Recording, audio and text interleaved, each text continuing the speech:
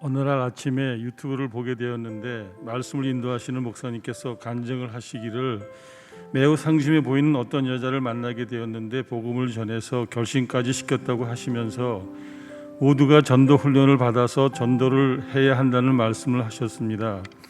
그 이야기를 들으면서 제가 직접 전도를 몇 명이나 했나 생각을 해보니 부끄러운 마음이 들었습니다. 이리저리 봉사한다고 열심을 내었지만 정작 직접 전도한 사람이 몇이나 될까 생각해보니 생각이 나는 사람이 막상 없었습니다.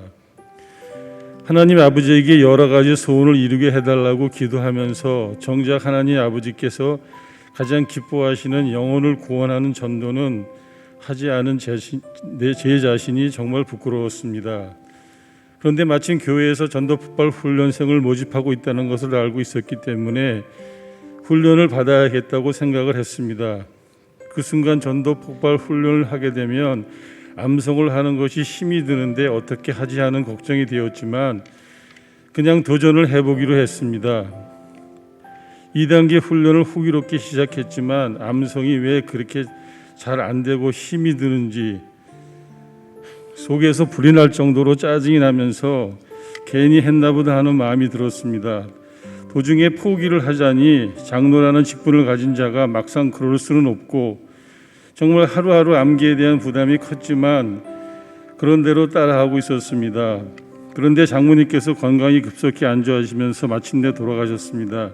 하나님을 잘 모르시는 분이었지만 하나님의 은혜로 복음을 받아들이시면서 세례를 받으셨고 담임 목사님을 모시고 온 가족이 모여서 임종 예배도 드릴 수 있었는데 막상 장모님이 돌아가시고 나니 마음의 상실감이 매우 컸습니다. 집중도가 떨어지면서 암기가 잘 되지가 않았습니다. 그런 가운데서도 그리스도와 인간에 대한 전문을 암기하면서 저는 온갖 죄로 죽을 수밖에 없는 죄인이지만 예수님께서 수많은 저의 죄값을 대신 치루어 주셨기 때문에 제가 구원을 받고 영생을 얻을 수 있다는 사실이 새삼스럽게 저의 마음을 붙잡았습니다.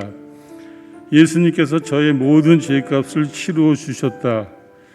그 사실이 저의 마음을 뚫고 들어왔습니다. 그리고 저는 하나님과 예수님께 도저히 갚을 수 없는 사랑의 빚을 진 자라는 것이 저의 마음에 새삼스럽게 각인이 됐습니다.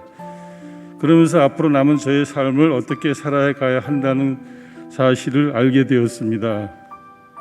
복음을 알지 못하는 영혼을 하나님께로 인도하는 삶을 살아야 한다는 것을 분명하게 깨닫게 해주셨습니다.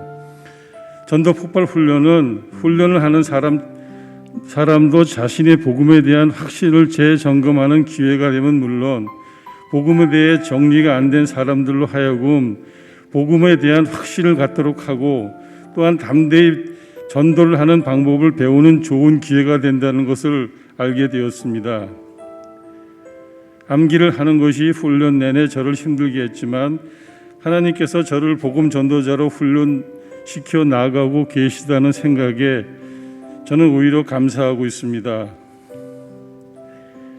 2단계 훈련을 제대로 하지 못했지만 3단계 훈련을 하도록 하나님께서 저를 이끄시고 계심을 느끼고 있습니다. 또 암기의 고난 속으로 들어갈 수밖에 없을 것 같습니다. 그렇지만 모든 것이 하나님의 은혜일 뿐입니다. 모든 영광을 하나님께 올려드립니다. 네, 감사의 박수 올려드리겠습니다.